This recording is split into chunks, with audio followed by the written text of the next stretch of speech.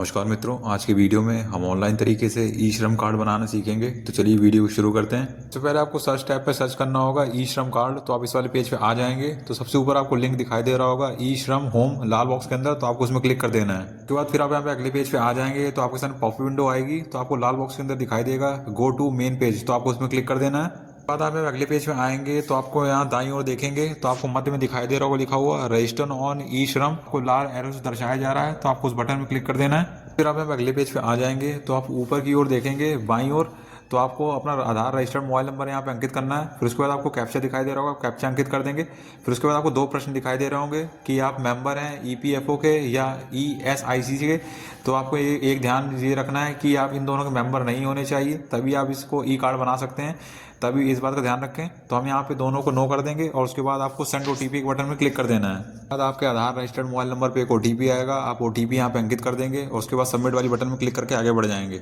फिर आप यहाँ पे अगले पेज पे आएंगे तो आपको ऊपर दिखाई देगा रजिस्टर यूजिंग आधार नंबर और वर्चुअल आईडी नंबर। तो आप दोनों में से कोई एक विकल्प चुन सकते हैं। कोशिश करें कि आधार नंबर वाले विकल्प चुनें। फिर उसके बाद आपको अपना आधार नंबर यहाँ पे अंकित कर देना है। फिर उसके बाद आपको यहाँ पे तीन विकल्प दिखाई देंगे, फिंगरप्रिंट, आइरिस और ओटीपी का। तो कोशिश करें कि आप ओटीपी वाला विकल्प चुनें। फिर उसके बाद आपको यहाँ पे जो कैप्चा दिखाई दे रहा है आप कैप्चा यहाँ पे अंकित कर देंगे और उसके बाद आपको नीचे बाईं ओर आपको खाली डब्बा दिखाई दे रहा होगा टर्म एंड कंडीशन वाला, तो आप उसमें यहाँ पे टिक कर देंगे और उसके बाद आपको नीचे सबमिट वाले बटन में क्लिक कर देना है। बाद आपका आधार रजिस्टर्ड मोबाइल नंबर पे एक ओटीपी आएगा, आप ओटीपी यहाँ पे अंकित कर देंगे और उसके बाद आपको नीचे हरे रंग से दिखाई देगी वैलिडेट की बटन, तो आपको उसमें क्लिक कर देना है। तो फिर आप यहाँ अगले पेज पे आ जाएंगे तो आपको एक बार जानकारी पूरी जांच लेनी है। फिर उसके बाद आपको दाएं साइड में दिखाई देगा continue to enter other details का बटन, तो आपको उसमें क्लिक कर देना है। फिर आप यहाँ अगले पेज पे आ जाएंगे तो आपको अपनी यहाँ पे निजी जानकारी अंकित करनी है। सबसे पहले आप जो मोबाइल नंबर रजिस्टर कर रहे हैं तो आपको वो दिखाई देगा। फिर उसके बाद आपको इमरजेंसी मोबाइल नंबर यहाँ पे अंकित करना है, तो आप अपने परिवार में से किसी का भी यहाँ पे अंकित कर देंगे। फिर उसके बाद आपको यहाँ पे ईमेल आईडी अंकित करनी है। उसके बाद आपको मैरिटल स्टेटस यहाँ पे अंकित करना है, शादी हुई है कि नहीं हुई है वो यहाँ पे अंकित कर देंगे। फिर उसके बाद आपको यहाँ पे अपनी माता का नाम अंकित करना है। उसके बाद आपको यहाँ पे सोशल कैटेगरी आपको दिखाई दे रहा है, तो आप यहाँ पे एससी हैं, एसटी हैं, ओबीसी हैं, जनरल हैं, तो जो भी है आप यहाँ पे वो अंकित कर देंगे। बाद आपको यहाँ पे नीचे दिखाई दे रहा होगा ब्लड ग्रुप, अगर आप भरना चाहते हैं तो भर दीजिए, नहीं तो इसको खाली छोड़ सकते हैं। उसके बाद आपको नीचे दिखाई दे रहा होगा डिफरेंटली एबल्ड, अगर आप विकलांग हैं तो आप यहाँ पे यस कर देंगे, अगर नहीं है तो आप नो पे ऐसे ही रहने देंगे। और आपको एक बात का यहाँ पे ये ध्यान रखना है, जिसमें स्टार मार्क लगा हुआ है आपको वो भरना ही भरना है, और जिनमें स्टार मार्क नहीं है तो आप उसको खाली छोड़ सकते हैं। तो इस बात का बिल्कुल ध्यान रखें। उसके बाद आप पेज को नीचे स्क्रॉल डाउन करेंगे तो आपको यहाँ पे दिखाई देगा नॉमिनी की डिटेल्स, अगर आप भरना चाहते हैं तो आप भर सकते हैं, नहीं तो आप इसको खाली छोड़ सकते हैं। और उसके बाद आपको दाएं साइड में दिखाई देगा सेव एंड कंटिन्यू का बटन, तो आपको उसमें क्लिक करके आगे बढ़ जाना है। फिर आप यहाँ पे अगले पेज में आएंगे तो आपको अपनी रेसिडेंशियल डिटेल्स यहाँ पे अंकित करनी है। तो आप पहला विकल्प दिखाई देगा आपको यहाँ पे होम स्लैश नेटिव स्टेट, तो आप जिस राज्य से यहाँ बिलोंग करते हैं तो वो यहाँ पे अंकित करेंगे। उसके बाद आपको यहाँ पे दिखाई देगा नेटिव डिस्ट्रिक्ट, तो आप जिस जिले से यहाँ पे बिलोंग करते हैं तो आप वो यहाँ पे अंकित कर देंगे।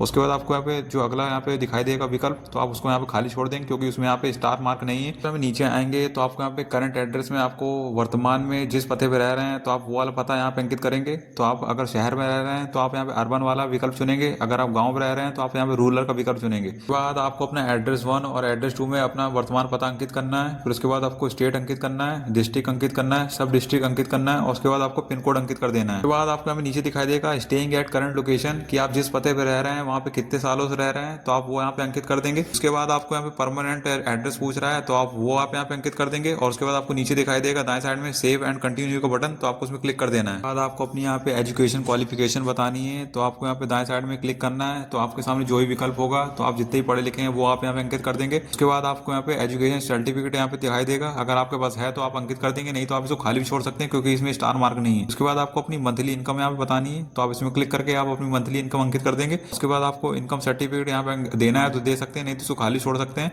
और उसके बाद आपको नीचे दाएं साइड में दिखाई देगा सेव एंड कंटिन्यू का बटन, तो आपको उसमें क्लिक कर देना है। फिर आप यहाँ पे अगले पेज में आएंगे तो आपको यहाँ पे ऑक्यूपेशन और अपनी स्किल बतानी है।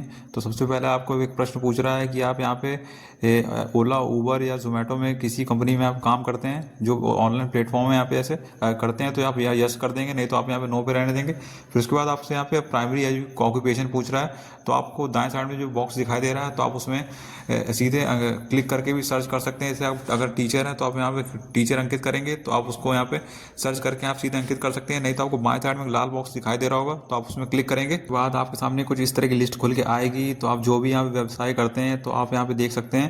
तो आपको यहाँ पे जो भी व्यवसाय करते हैं तो आपको यहाँ पे बाएं साइड में देखेंगे जैसे 7 नंबर नंबर पे आपको लाल बॉक्स के अंदर एक कोड दिखाई दे रहा होगा, तो आप इस कोड को यहाँ पे कॉपी कर सकते हैं या आप कोड को सीधे वहाँ पे अंकित करेंगे जहाँ पे आपको ऑक्यूपेशन यहाँ पे अंकित करना था।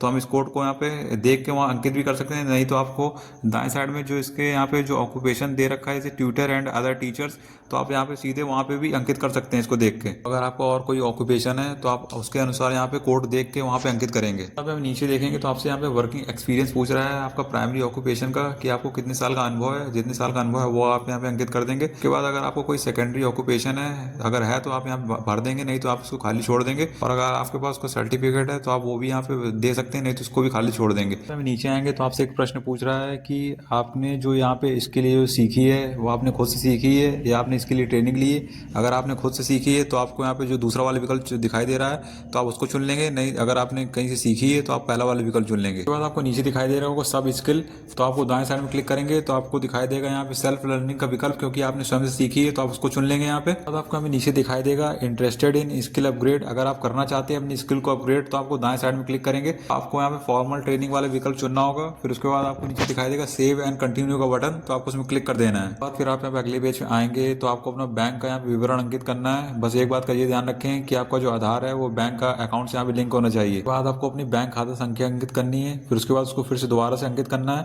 फिर उसके बाद बैंक खाता जिसके नाम पे उसका नाम अंकित करना है। उसके बाद आपको बैंक खाता जिस ब्रांच में है उसका यहाँ पे IFSC कोड यहाँ पे अंकित करना है।